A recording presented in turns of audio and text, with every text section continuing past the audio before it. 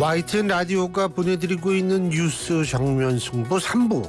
3부 이 시간에는 민주당은 비상중으로 시작을 해보겠습니다. 함께해 주실 분, 여러분들이 너무나 잘 아시는 가장 뛰어난 대한민국의 정치 전략가 중에 한 분이시죠. 청와대 정무수석을 지내신 최재성 전 더불어민주당 의원 전화 연결하겠습니다. 최수성님 안녕하세요. 안녕하세요. 예. 어떻게 태풍 별일 없으셨어요?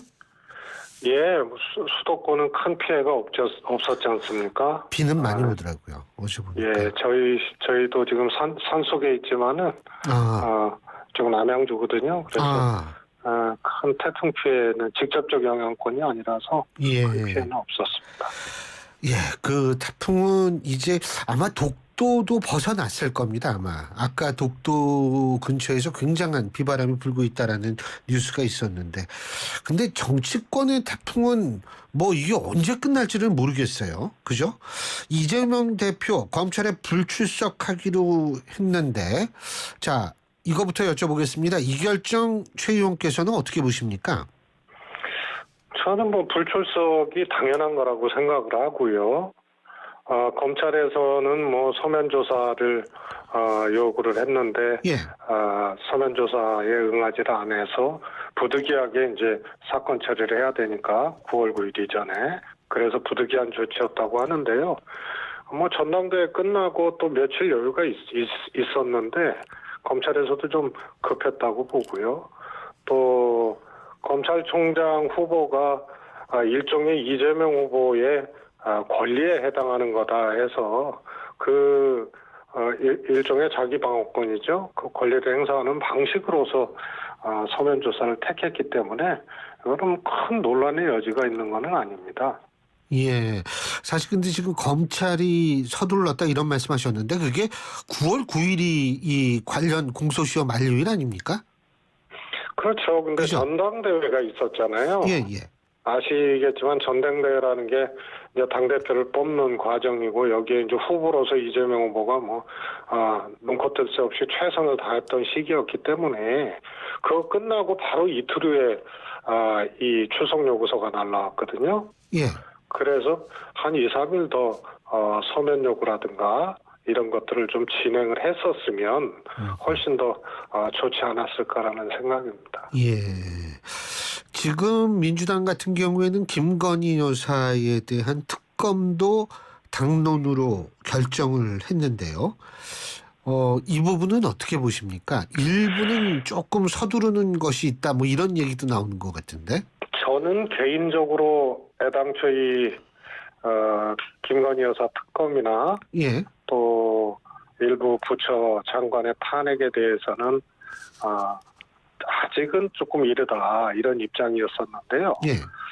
최근에 보면은 김건희 여사의 허위 경력 문제 이런 거 다 지금 무혐의로 면죄부를 주고 또 야당 대표에 대해서는 또 그런 소환 요구서가 날라오고 그야말로 그냥 먼지털이 하다가 안 되니까 공기 중에 산소털이 하듯이 그냥 한 거 아닙니까? 그러다 보니까 이게 조금 야당을 너무 이렇게 자극한 그런 측면들도 있습니다. 그런데 이 문제가 김건희 여사 특검은 오늘 이 시점에서 이 문제를 볼 게 아니고 이게 꽤 결론이 나지 않은 상태로 꽤 긴 시간 이게 진행이 되는 것으로서 소멸되지 않는 이슈예요. 예.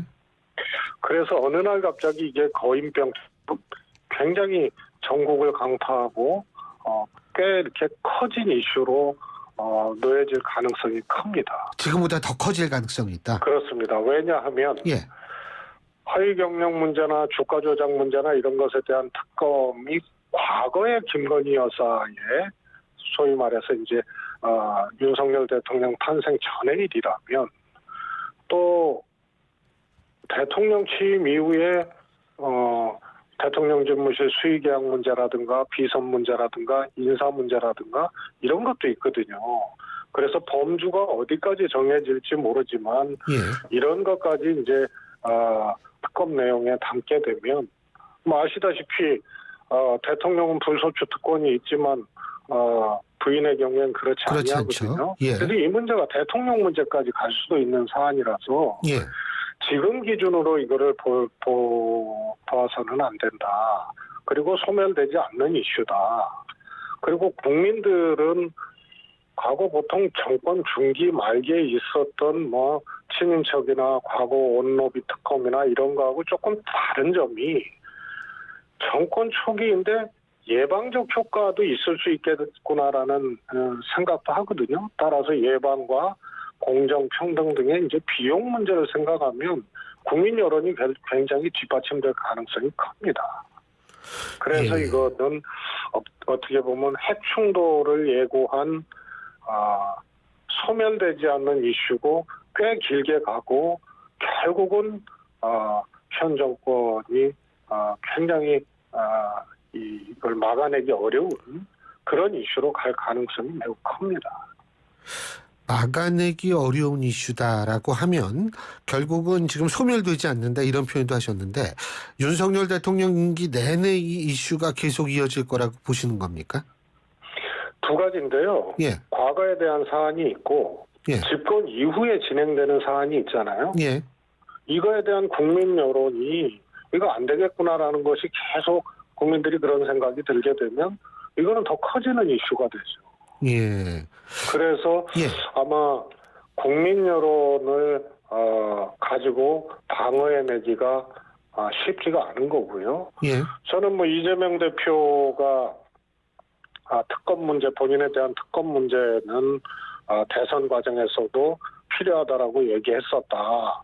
그리고 민주당은 이재명 특검 하려니까 김건희 여사 특검도 하자 이런 것처럼 보여지지만 이 여론의 추이라든가 환경의 변화에 따라서 이재명 대표가 사실은 자신의 특검을 받고 밀어붙일 수도 있는 그런 사안이라고 봅니다. 왜냐하면 이재명 후보는 이미 강도 높은 조사, 수사 이런 것을 다 받았거든요. 새로운 사안이 없어요. 예. 그래서 이거는 전략적으로 물론 당장은 아니지만 여론과 환경의 변화에 따라서 이재명 후보의 선택도 굉장히 과감해질 수도 있는 그런 상황이기 때문에 저는 그야말로 오늘 화약고에 언제 터질지 모르지만 불을 붙이게 되는 도화선에 불을 붙이게 되는 그런 상황이라고 봅니다. 그럼 정권 측에서 특권 받으면은 어떻게 나름대로 이것을 타개할 수 있는 방법이 된다고 보십니까?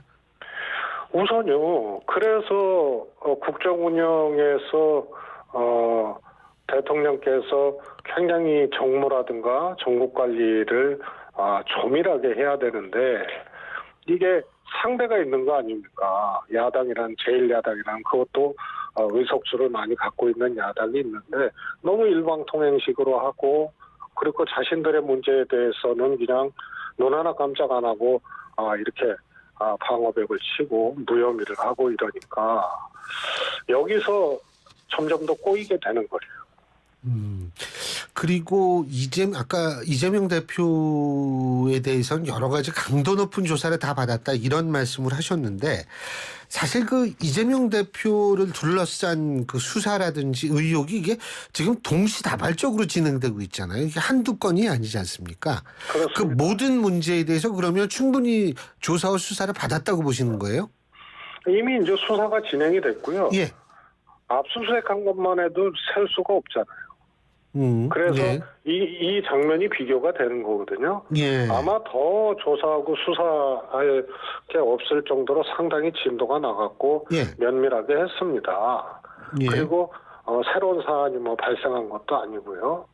그래서 아마 이재명 후보와 관련된 수사나 이런 것들은 이미 종점을 향해서 이미 가고 있는 거고 김건희 여사와 관련된 문제는 지금 겉장도 안 들춰보고 이게 이제 종결 수순으로 가거나 무혐의하거나 이렇게 보여지는 거죠. 그러니까 이재명 후보에 대한 조사나 수사를 여기서 어떻게 더 합니까? 나올 거 다 나왔고. 그러니까 지금 이제 최 의원님께서는 이게 자귀적 사법 리스크다 이렇게 보시는 거군요. 이재명 대표에 대한 건은. 이재명 대표 문제는 새로운 게 없어요. 새로운 건 없더라도 기존의 그 의혹이 충분히 다 소명이 됐다고 보시는 거죠, 그러니까? 아니, 일단은 예. 수사 대상으로서 수사하지 말아야 할 것도 수사했죠. 예를 들어서 법카 의혹이라든가 이런 건 이재명 후보하고 연결할 수도 없는 사안들이거든요. 예. 그런 것까지 150차례가 넘는 압수수색을 통해서 몰아갔고, 대장동 백현동 이런 거 아닙니까? 그럼 거기서 이재명 후보가 금품을 취득했다라든가 대가성이 있다거나 이런 것들이 발견될 턱이 없고요. 만약에 그게 있다면 그건 사법 리스크가 아니고 이재명 후보가 책임져야 될 문제니까요. 그건 예. 사법 리스크에 해당되는 게 아니고요. 예. 그러면 지금 소위 말해서 허위사실 공표라든가 지금 이제 출석 요구서 했고 서면 답변하겠다는 요 건 하나 정도가 맞는 거기 때문에요. 이재명 후보는 더 수사하거나 더 할 것들이 없을 겁니다. 한 가지만 더 여쭤보는 게, 만일 말이에요. 지금 이제 이재명 대표의 입장에서는 이 말꼬리 잡는다 이런 지금 입장을 갖고 있잖아요.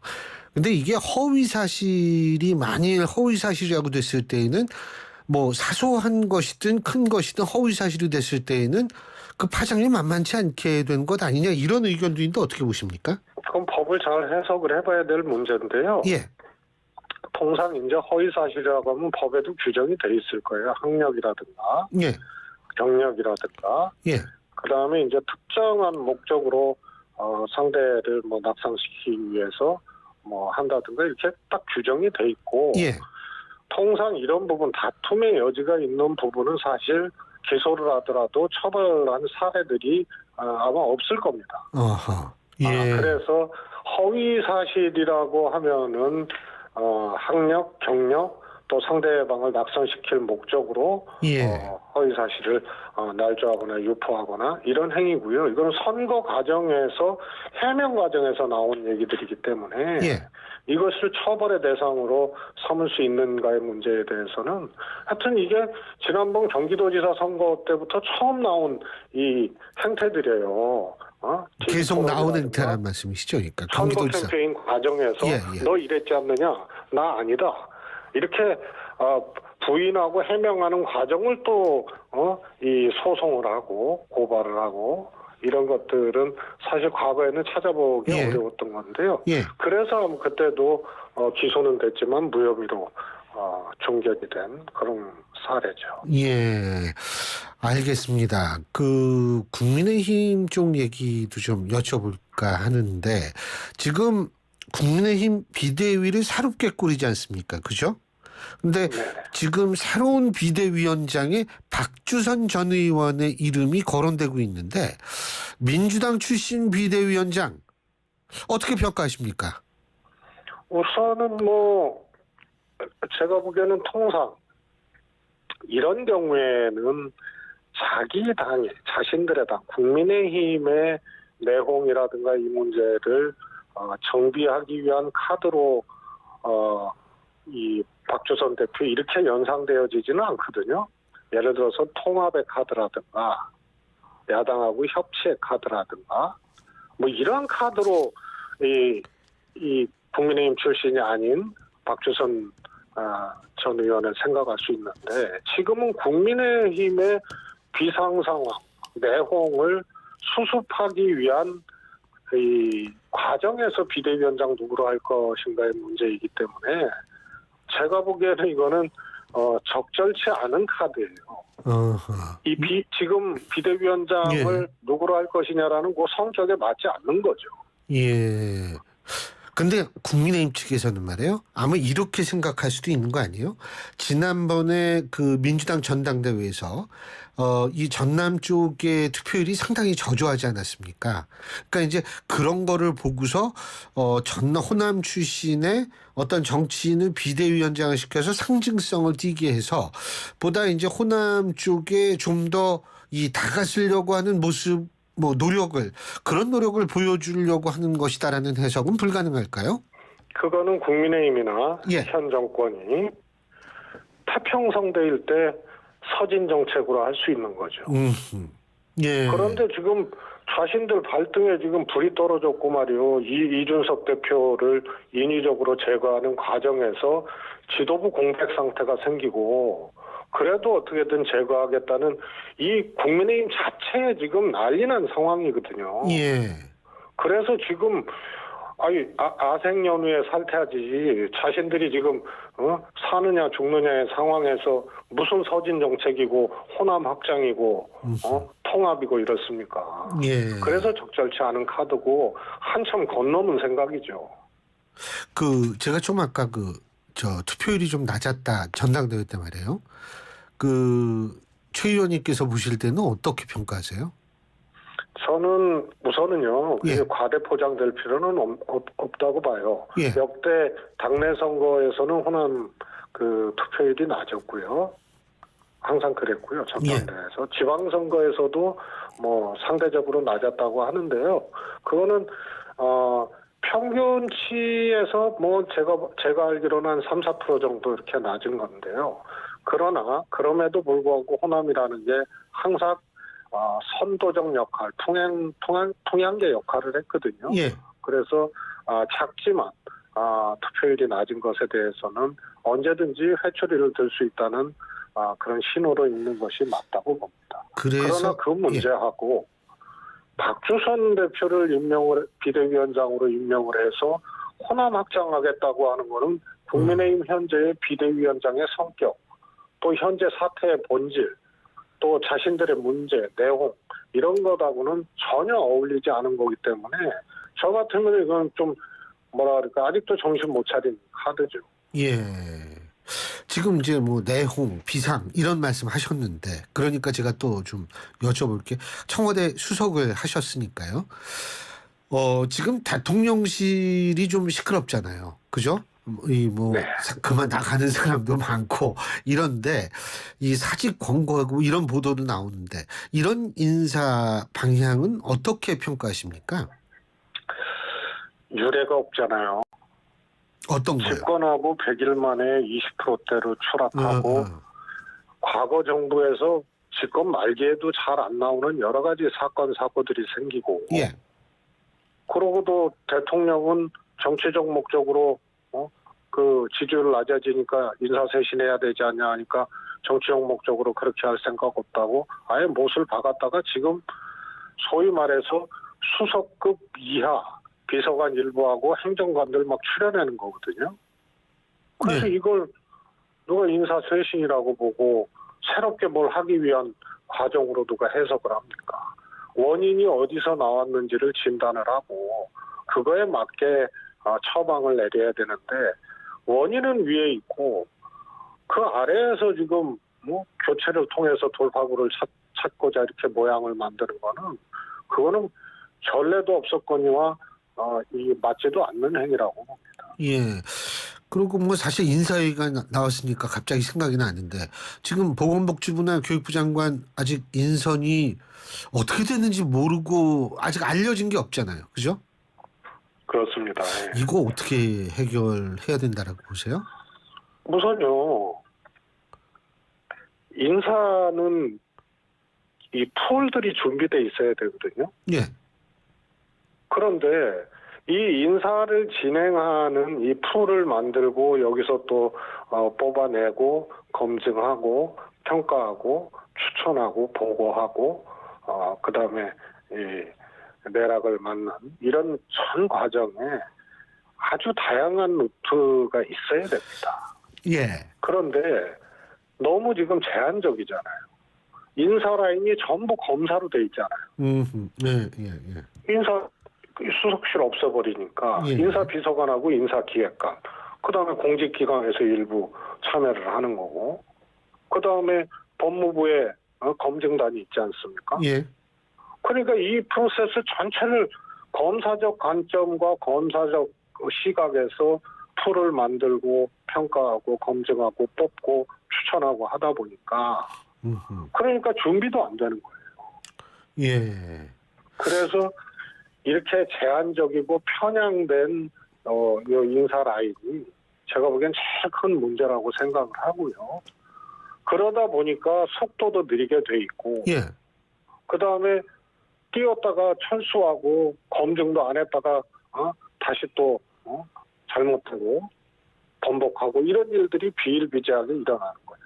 근데 그리고 그거는 쇄신이라는 관점에서 보면 국민 여론이 지금 인사가 제일 문제가 있다고 하는데 인사 라인을 그대로 놓고 다시 쇄신을 통해서 다시 해보겠다고 하는 것 자체가 논리적으로 성립이 안 되는 거죠. 알겠습니다. 그 시간이 거진 다 돼서 이제 추석 연휴 시작되잖아요. 그렇지 않습니까? 추석 연휴 때 이제 그 추석 밥상머리에 어떤 얘기가 오가느냐 이게 정치권의 초미의 관심사일 텐데 최 의원님께서 보실 때에는 어떤 이슈가 가장 많이 오르내릴 거라고 생각하십니까? 국민들께서는 역시 이제 지금 경제, 그다음에 이제 물가, 예. 이제 삶의 문제, 이제 이런 것들이 주된 얘기겠지만요. 정치적으로는요. 예. 지금 이재명 대표하고 김건희 여사 이렇게 예. 이 딱 비교돼서 이게 올라가는 거 아니겠어요? 예, 알겠습니다. 얘기하기가 좋고 예. 현재 나타난 문제니까 예, 여기에 대해서 많은 얘기들이 오가지 않을까 싶고요. 알겠습니다. 또 하나는 지금 주호영 비대위원장이 나는 맡을 생각 예. 없다라고 사의를 안 맡겠다 그런 거 아니에요? 예. 그런데 장제원, 이선우, 서병수 알겠습니다. 안 하겠다 그러고 시간이 이제 다 마치 됐으니까 여당발 런웨이로 일어나는 예, 잘 알겠습니다. 도피행렬 같은 것에 대한 예. 자, 오늘 말씀은 여기서 줄여야 될 것 같습니다. 오늘 말씀 감사합니다. 고맙습니다. 고맙습니다. 예, 지금까지 최재성 전 더불어민주당 의원이었습니다.